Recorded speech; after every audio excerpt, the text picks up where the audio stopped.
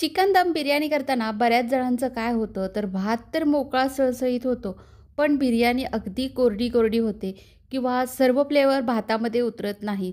तर असं होऊ नये यासाठी इथं काही टिप्स दिल्या आहेत. अगदी स्टेप बाय स्टेप रेसिपी सांगितली आहे. त्यामुळे व्हिडिओ स्किप न करता संपूर्ण पाहिला, तर तुम्ही पहिल्यांदा जरी बिर्याणी करणार असाल ना, तरी हॉटेल किंवा रेस्टॉरंटपेक्षा सुद्धा चवीला जबरदस्त होणारच एवढी माझी खात्री आहे. त्यामुळे व्हिडिओला लाईक करायला विसरू नका. रेसिपीला पटकन सुरुवात करूयात. तर त्यासाठी इथं मी मीडियम आकाराचे 4 कांदे घेतले. कांदा चांगला स्वच्छ धुवून घ्यायचा. याचा जो मधला पोर्शन असतो ना, तो असा काढून घ्यायचा आणि कांदा आपल्याला असा उभट चिरून घ्यायचा. तर कांद्याचा मधला भाग काढल्यामुळे त्याच्या पाकळ्या अशा मोकळ्या-मोकळ्या होतात. त्यामुळे कांद्याचा मधला भाग काढून अशा उभट आपल्याला कांदा चिरून घ्यायचा आहे.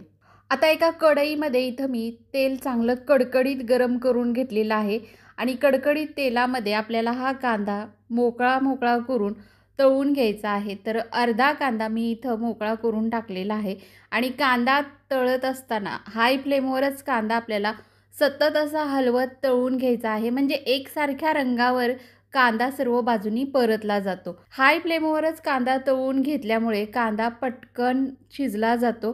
त्याच्यातील पाण्याचा अंश निघून जातो, पटकन कांदा तळला जातो. त्यामुळे हाय फ्लेमवर कांदा सतत हलवत भाजून घ्यायचा आहे. तर असा या रंगावर कांदा आला, साईडने असं थोडंसं लाल व्हायला लागलं, की आता गॅस कमी करायचा आणि कमी गॅसवर सतत हलवत असा कांदा हलक्या ब्राऊन रंगावर येईपर्यंत तळून घ्यायचा. म्हणजे कांदा खूप असा करपला जाणार नाही, छान असा तळला जाईल एका रंगावर. तर सोनेरी रंगावर असा कांदा तळून झाला, की आता याला आपल्याला एका प्लेटवरती काढून घ्यायचं आहे. याच्यापेक्षा जास्त कांदा तळला तर त्याची चव बदलू शकते.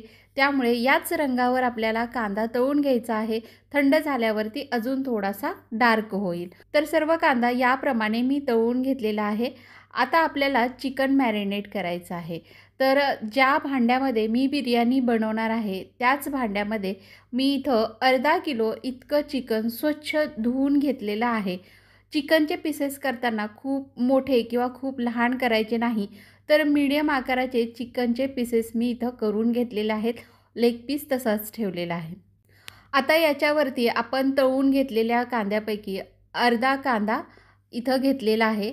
याच्यामध्ये 200 ग्राम फ्रेश दही, दही घेताना फ्रेशच घ्यायचं, आंबट दही इथं वापरायचं नाही. अर्धा किलो चिकनसाठी हे अगदी परफेक्ट प्रमाण आहे.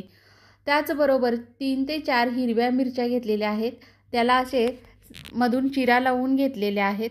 पाव चमचा हळद, चवीपुरतं मीठ घातलेलं आहे. साधारण एक मोठा चमचा मीठ घातलं. एक मोठा चमचा भरून धना पावडर, अर्धा चमचा जिरा पावडर, 1.5 चमचा इथं मी बिर्याणी मसाला घेतलेला आहे. जर तुम्हाला बिर्याणी मसाला घालायचा नसेल तर तुम्ही याच प्रमाणामध्ये गरम मसाला घातला तरीसुद्धा चालेल. एक मोठा चमचा भरून बेडगी मिरची पावडर घातलेली आहे. 2 मोठे चमचे भरून आलं लसणाची पेस्ट घातलेली आहे आणि इथं मी काही खडे मसाले घेतलेले आहेत. त्यामध्ये इथं मी 2 तमालपत्र, 1 दालचिनीचा तुकडा, 3-4 त्रिफळा, 4-5 लवंगा, 2 हिरवे वेलदोडे फोडून घेतलेले आहेत. थोडंसं जायपत्री घेतलेलं आहे. 1 मसाला वेलदोडा आहे, तो सुद्धा मी असा फोडून घेतलेला आहे. 4-5 मिरी आणि 2 बदाम फूल घेतलेले आहेत. ते सर्व खडे मसाले घालायचे. मूठभर असा पुदिन्याची पानं घातली, मूठभर बारीक चिरलेली कोथिंबीर घातली आणि आता हे सर्व चिकनला चांगलं चोळून लावून घ्यायचं. सर्व चिकनला हे सगळं चोळून लावून झालं, की आता याच्यामध्ये आपल्याला 2 चमचे आपण जे कांदा तळलेलं तेल होतं ना, ते घालायचं. मी मगाशी घालायला विसरली म्हणून आत्ता घातलं. तुम्ही तेव्हाच घातलं तरी चालेल. आणि हे सर्व आता चिकनला चांगलं एकसारखं लावून घ्यायचं. सर्व मसाले चिकनला लागले, की याच्यावर झाकण ठेवून आपल्याला अर्धा तास मुरत ठेवायचं आहे किंवा तुमच्याकडे जर वेळ असेल तर 2 ते 3 तास मॅरिनेट करून हे फ्रीजमध्ये झाकून ठेवू शकते. मी इथं अर्धा पाऊण तासासाठी ठेवणार आहे. झाकण ठेवून अर्धा पाऊण तास याला बाजूला ठेवूयात. अर्धा किलो चिकनसाठी इथं मी 400 ग्राम इतका तांदूळ घेतलेला आहे आणि वाटीने म्हणाल तर रोजच्या वाटीने 2 वाटी हा तांदूळ घेतलेला आहे आणि वजनी हा बरोबर 400 ग्राम तांदूळ आहे. मी इथं बासमती तांदूळ घेतलेला आहे. तुम्हाला हवा असेल तर तुम्ही याऐवजी कोलम तांदूळ घेतला ना तरीसुद्धा चालेल. याला एका बाऊलमध्ये काढून घेतलं आणि हा तांदूळ भरपूर पाणी घालून 2 ते 3 वेळा हलक्या हाताने चांगला स्वच्छ असा धुवून घ्यायचा आहे. याच्यातील धूळ, माती काय असेल ते निघून जाईल.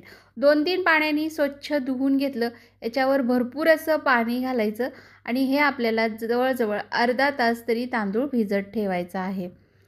आता अर्धा तास झालेला आहे आणि पाहू शकताय तांदूळ छान असा फुलला गेलेला आहे.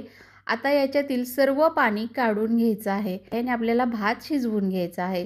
तर भात शिजवण्यासाठी इथं मी एका पातेल्यामध्ये भरपूर असं पाणी घातलेलं आहे. याच्यामध्ये 1 चमच्यावर तेल घालायचं म्हणजे भात मोकळा होईल. यामध्ये बारीक चिरलेली कोथिंबीर, पुदिन्याची 5-7 पानं आणि काही खडे गरम मसाले घेतले आहेत. त्यामध्ये मी 2 तमालपत्र, 1 दालचिनीचा तुकडा, 1 जायपत्री, अर्धा चमचा जिरं, 1 मोठा वेलदोडा फोडून घेतलेला आहे. त्याचबरोबर 4-5 हिरवे वेलदोडेसुद्धा चांगले फोडून घेतलेले आहेत. 4-5 मिरी, 4-5 त्रिफळा, 5 ते 6 लवंगा आणि 1 स्टार फूल घेतलेलं आहे. हे सर्व घातलं. त्याचबरोबर 2 हिरव्या मिरच्या काप करून घेतलेल्या आहेत, त्या घातल्या आणि चवीनुसार मीठ घालायचं आहे. आता या पाण्याला आपल्याला चांगली उकळी काढून घ्यायची आहे. हे सर्व मसाले पाण्यामध्ये चांगले उकळून घेतल्यामुळं काय होतं, भातामध्ये सर्व फ्लेवर उतरले जातात आणि भाताला छान चव येते. आता बघा, पाण्याला चांगली उकळी आली, सर्व फ्लेवर पाण्यामध्ये उतरले, पण पाण्याचा रंग हिरवट झाला. त्यामुळे आता आपल्याला याच्यामध्ये अर्धा लिंबू पिळून घ्यायचा आहे.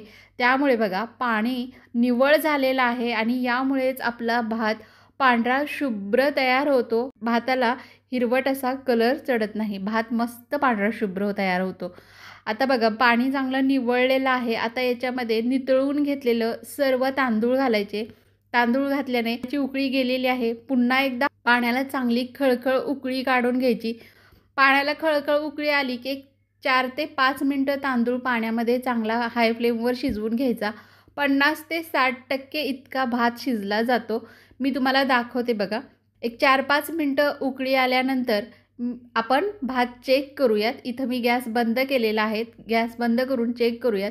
दाबून पाहिलं तांदळाचे 2 ते 3 तुकडे होतात. याचा अर्थ आपला 50 ते 60% इतका भात शिजलेला आहे. आता आपण लेयर लावून घेऊया. भाताला लेयर देईपर्यंत मी इथं गॅसवर एक तवा गरम करत ठेवणार आहे. तो आपल्याला कढई खाली ठेवायचा आहे. 1 तासभर झालेला आहे आणि चिकन छान मॅरिनेट झालेला आहे. आता याच्यामध्ये तांदळातील पाणी उपसून डायरेक्ट हा भात आपण या चिकनवरती लेयर लावून घेणार आहे. अशी पहिली लेयर लावून झाली की याच्यावर बारीक चिरलेली कोथिंबीर, 2-4 पुदिन्याची पानं, तळलेला कांदा आणि आता इथं एका वाटीमध्ये मी अर्ध्या तासापूर्वी कोमट पाण्यामध्ये केसर भिजत घातलं होतं. याच्यातील पाणी घालणार आहे. यामुळे काय होतं, एकतर बिर्याणीला आपल्या टेस्ट छान येते, शिवाय भात असा खूप कोरडा होत नाही.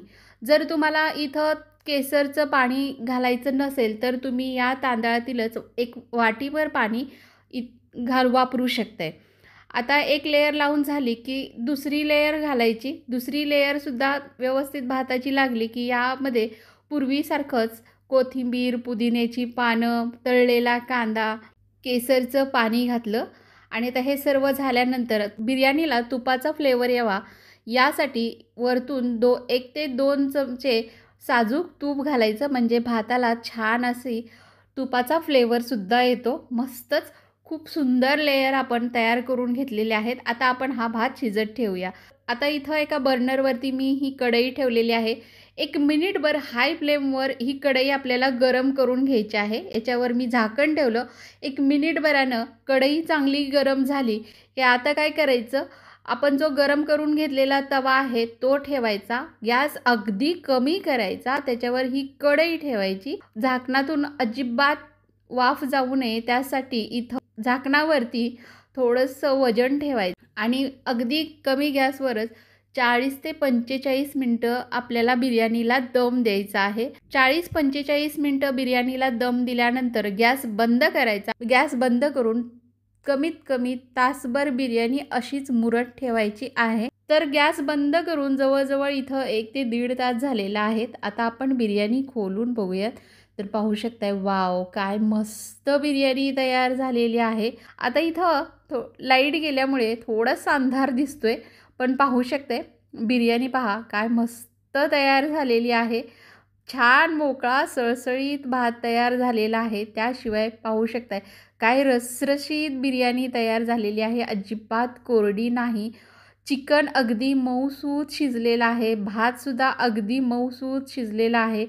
तर कशी वाटली तुम्हाला आजची ही चिकन बिर्याणी रेसिपी? आवडली असेल तर एक लाईक अवश्य करा.